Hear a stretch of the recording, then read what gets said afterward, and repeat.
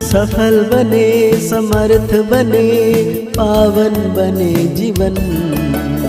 मीठी मुरली सुन के पाए सुख सघन। आज का चिंतन, आज का चिंतन। ओम शांति। Good morning. स्नेह का सागर मीठा बाबा आज हम बच्चों को कह रहे हैं, अपने हार और जीत की हिस्ट्री को याद करो। यह सुख और दुख का खेल है। इसमें 3/4 सुख है और 1/4 दुख है, इक्वल नहीं है। साथ में बाबा आज हम बच्चों को पूछ रहे हैं, यह बेहद का ड्रामा बहुत ही वंडरफुल है। कैसे? यह बेहद का ड्रामा इतना तो वंडरफुल है जो हर सेकंड सारी सृष्टि में हो रहा है, वो फिर से हूबहू रिपीट होगा। यह ड्रामा ज्यों मिसल चलता ही रहता है, टिक टिक होती रहती है। टिक टिक ना मिले दूसरी टिक से, इसलिए यह बड़ा वंडरफुल ड्रामा है। जो भी मनुष्य का पार्ट अच्छा व बुरा चलता है, सब नोंद है। इस बात को भी तुम बच्चे ही समझते हो। तो आज बाप दादा हम बच्चों को कह रहे हैं, ओम शांति का अर्थ बच्चों को समझाया है। क्योंकि जब आत्माभिमानी बने हो, आत्मा अपना परिचय देती है। हम आत्मा हैं। आत्मा का स्वधर्म है शांत। अब सभी आत्माओं के घर जाने का प्रोग्राम है। ये घर जाने का प्रोग्राम कौन बनाते हैं? जरूर बाप ही बताएंगे। है आत्माएं। अब पुरानी दुनिया खत्म होनी है। सभी एक्टर्स आ गए हैं, बाकी थोड़ी आत्माएं रही है। अब सबको वापस जाना है, फिर पार्ट रिपीट करना है। तुम बच्चे असल में आदि सनातन देवी देवता धर्म के थे। पहले पहले सत्युग में आए थे, फिर पुनर्जन्म लेते लेते अब पराए राज्य में आकर पड़े हो। यह सिर्फ तुम्हारी आत्मा जानती है और कोई नहीं जानते। तुम एक बाप के बच्चे हो, इसलिए बाप कहते हैं, मीठे मीठे बच्चों को बाप कहते हैं। बच्चे तुम अब पराए रावण राज्य में आकर पड़े हो। अपना राज्य भाग्य गंवा बैठे हो। सतयुग में देवी देवता धर्म के थे, जिसको 5000 वर्ष हुए। आधा कल्प तुमने राज्य किया, क्योंकि सीढ़ी भी नीचे उतरना है। सतयुग से त्रेता, फिर द्वापर कलयुग में आना है। यह भूलो नहीं। अपनी हार और जीत की हिस्ट्री को याद करो।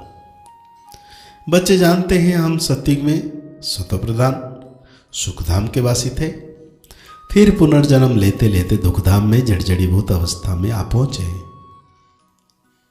अब बाप, फिर तुम आत्माओं को बाप से श्रीमत मिलती है, क्योंकि आत्मा परमात्मा अलग रहे बहुकाल। पहले पहले तुम बिछड़े, फिर सुख का पाठ बजाते आए।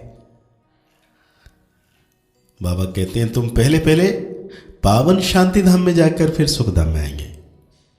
पहले सुख, पीछे दुख। सुख की मार्जिन ज्यादा है।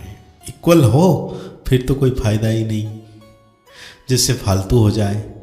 बाप समझाते हैं, यह जो ड्रामा बना हुआ है उसमें मना 4% में 3%, 3 भाग सुख है, बाकी 1 भाग कुछ ना कुछ दुख है। इसीलिए इसको सुख दुख का खेल कहा जाता है। बाप जानते हैं, मुझ बाप के सिवाय तुम बच्चों को कोई ऐसा ज्ञान नहीं दे सकता, और तुम बच्चे मेरे सिवाय और किसी से ऐसा ज्ञान प्राप्त नहीं कर सकते हो। और तुम बच्चे ही जान सकते हो बाबा कौन है। बाबा कहते हैं मैंने ही तुमको अपना परिचय दिया और सृष्टि के आदि मध्य अंत का परिचय दिया, तुमको नास्तिक से आस्तिक बना दिया, तीनों लोगों को भी तुम जानते हो। भारतवासी तो कल्प की आयु भी नहीं जानते, अब तुम ही जानते। बाबा हमको फिर से पढ़ाते हैं। बाप गुप्त वेश में पराये देश में आए, बाबा भी गुप्त है। मनुष्य अपनी देह को जानते हैं, आत्मा को जानते नहीं। आत्मा अविनाशी है, देह विनाशी है। आत्मा और आत्मा के बाप को तुम्हें कभी भूलना नहीं चाहिए। हम बेहद के बाप से वर्षा ले रहे हैं। वर्षा तब मिलेगा जब पवित्र बनेंगे। इस रावण राज्य में तुम पतित हो, इसलिए बाप को पुकारते हो। दो बाप है, परमपिता परमात्मा सभी आत्माओं का एक बाप है। ऐसे नहीं ब्रदर से सब बाप है। जब जब भारत पर अति धर्म की ग्लानि हुई, जब सभी धर्म का जो पारलौकिक बाप है उनको भूल जाते हैं, तब ही बाप आते हैं। बाबा कहते हैं यह भी ख्याल है, ये ड्रामा टिक टिक चलती रहती है, ऐसा ख्याल चलता रहता है, ये कभी बंद नहीं होता। तुम अब पुरुषार्थ करते हो हम स्वर्ग नई दुनिया में जाए।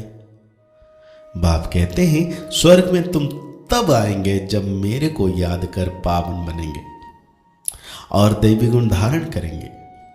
बाकी झाड़ की टाल टालियां तो अनेक हैं।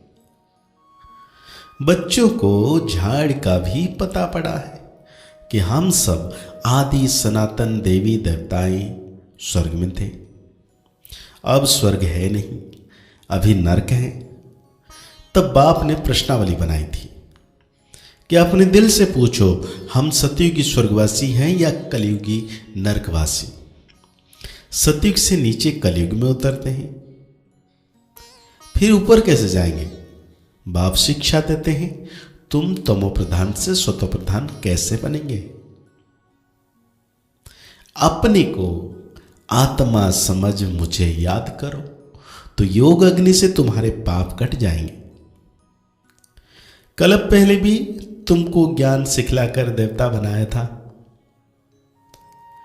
अभी तुम तमो प्रधान बने पड़े हो। पतित पावन कोई मनुष्य तो हो ना सके। है पतित पावन है भगवान जब कहते हो तो बुद्धि ऊपर चली जाती है। वो है निराकार, बाकी सब है पाटधारी, सब पुनर्जन्म लेते रहते हैं। मैं पुनर्जन्म रहित हूं। यह ड्रामा बना हुआ है, इसको कोई नहीं जानते, तुम भी नहीं जानते थे। अब तुमको स्वदर्शन चक्रधारी कहा जाता है। तुम अपने स्व आत्मा के धर्म में ठहरो, अपने को आत्मा निश्चय करो। बाप समझाते हैं यह सृष्टि चक्र कैसे फिरता है, इसीलिए तुम्हारा नाम है स्वदर्शन चक्रधारी। और कोई यह ज्ञान नहीं है तो तुमको बहुत खुशी होनी चाहिए। तुम बच्चों को बाप से वर्षा मिलता है। बाप है प्यार का सागर, फिर सत्युग में तुम प्यारे मीठे बनते हो। तो आज बाबा हम बच्चों को धारणाओं में कहते हैं बाप समान प्यार का सागर बनना है, दुख का सागर नहीं। बाप की निंदा करने वाला कोई भी कर्म नहीं करना है, बहुत मीठा प्यारा बनना है। योग बल से पवित्र बनकर फिर दूसरों को भी बनाना है। कांटों के जंगल को फूलों का बगीचा बनाने की सेवा करनी है।